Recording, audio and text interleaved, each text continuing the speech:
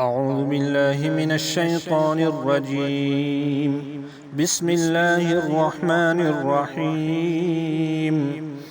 إنا أوحينا إليك كما أوحينا إلى نوح والنبيين من بعده، وأوحينا إلى إبراهيم وإسماعيل وإسحاق ويعقوب والأسباط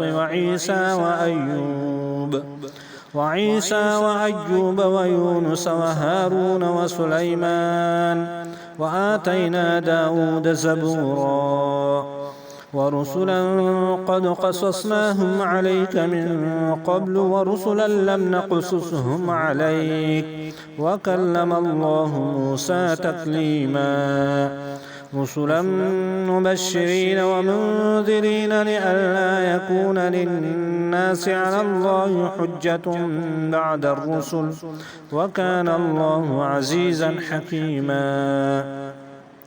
لكن الله يشهد بما أنزل إليك أنزله بعلمه، والملائكة يشهدون وكفى بالله شهيدا.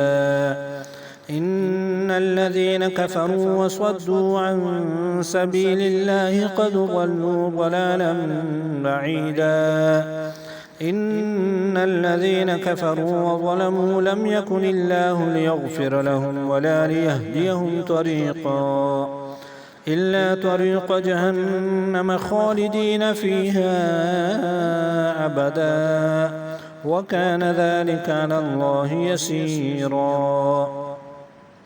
يا أيها الناس قد جاءكم الرسول بالحق من ربكم فآمنوا خيرا لكم، وإن تكفروا فإن لله ما في السماوات والأرض، وكان الله عليما حكيما.